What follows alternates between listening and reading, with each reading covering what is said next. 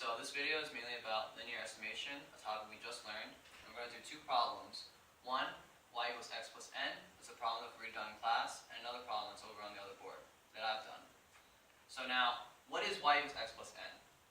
Y is normally a corrupted signal that you have received, and that it's not complete, and you want to know what x is, the original signal that someone sent to you.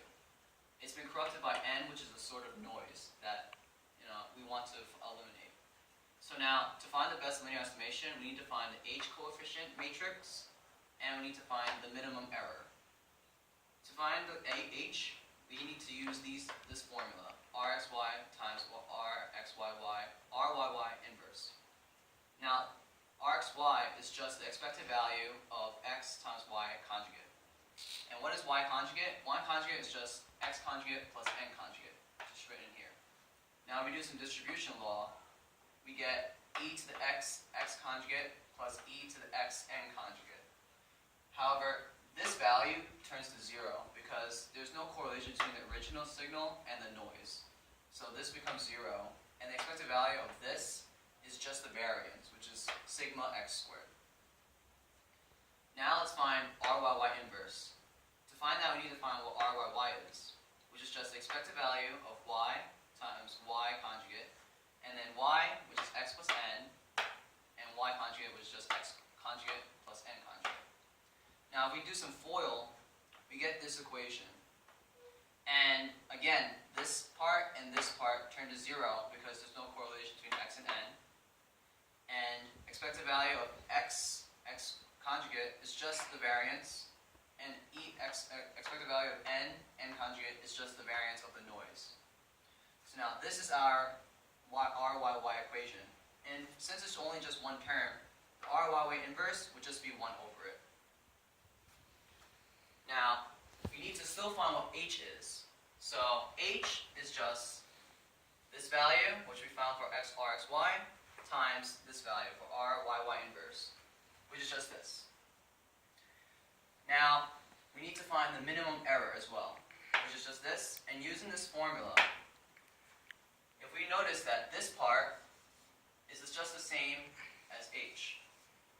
So now we just input this value into here, and we just multiply it by the variance, and subtract it from the variance of x. So now just do some cross multiplying to multiply this top to here. We get this equation. These terms cancel out, and then we get this. And with this, we just divide by sigma n squared, and we cross this out. This becomes a 1, and this becomes this. And so this is the same as this 1 plus, and this value is the SNR, which is what we know as the signal to noise ratio. This is our value for the minimum error for this problem. Now let's do another problem. This problem now has two equations. y1 equals x plus n, and y2 equals n times w. W is just another sort of noise. Alright? So again, we use the same formulas that we used previously. rxy is just expected value of x times y conjugate. But now y conjugate has two values. So now y conjugate is just y1 conjugate times y2 conjugate. Now, since y is a matrix, this conjugate is also a transpose. So that's why I'm writing it in this form. And again, we did distributive law. So now expected value of x y1 conjugate and x y2 conjugate. That's two values. Now we do it, we plug in y1 conjugate as this x conjugate plus n conjugate. We do distribution law, and we get this. Same way with y2 conjugate, we get this conjugate, the entire value conjugate. Again, this value becomes 0 because nw conjugate does not mean anything. Because x times nw conjugate, there's no correlation. So it becomes 0. And this part, this becomes 0 because, again, no correlation. So we're just left with e to the x conjugate, which is just sigma x squared. So now we have ryy to find. So now ryy is just expected value of y times y conjugate, which is this. y1, y2 times y1 conjugate, y2 conjugate in this form. So now, the result is going to be a 2 by 2 matrix. Again, y1 is just x plus n times y1 conjugate, x conjugate plus n conjugate, and we get this value. Same way how y1 times y2 conjugate will give you this value, y2 times y1 conjugate will give you this value, y2 times y2 conjugate will give you this value. So now again, this becomes 0, this becomes 0 because of no correlation. This entire value, all of this becomes 0. Same way how this entire value becomes all 0. And this is just sigma nw squared. And this is just left with e to the x conjugate and e to the n conjugate, which is just sigma x squared plus sigma n squared. So we have this matrix. Now we have to find the inverse of RYY.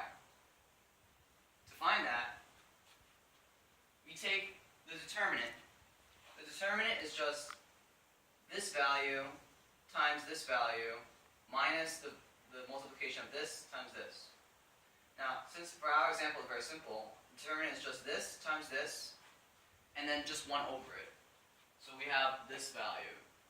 And to find the inverse, we need to do 1 over the determinant, and then for the matrix,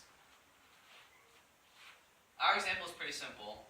Normally you would take these two numbers, you flip them, and then you negate these two numbers. Negating 0 is just 0, and we just flip them.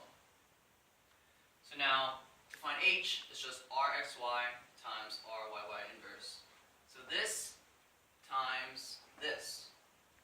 Now this is just the same as sigma x squared 1, 0. So this is what I did. I multiplied this into here, so down it's on the top. And now we do matrix multiplication of 1, 0 times this matrix. 1, 0 will be 1 times this plus 0 times 0. So this becomes just that.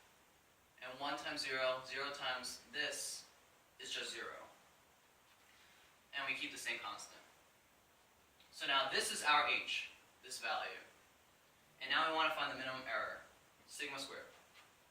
This is going to be equal to sigma x squared minus this matrix times sigma x squared. Now again, we do the same exact type of multiplication, cross multiply here to here. This times this will get you this value. These two values cancel out.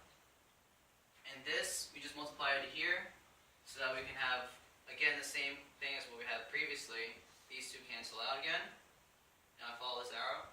We get this same exact equation. Again, divide by n, sigma n squared. This cancels out, this becomes this becomes 1. And again, we have the same exact value of sigma x squared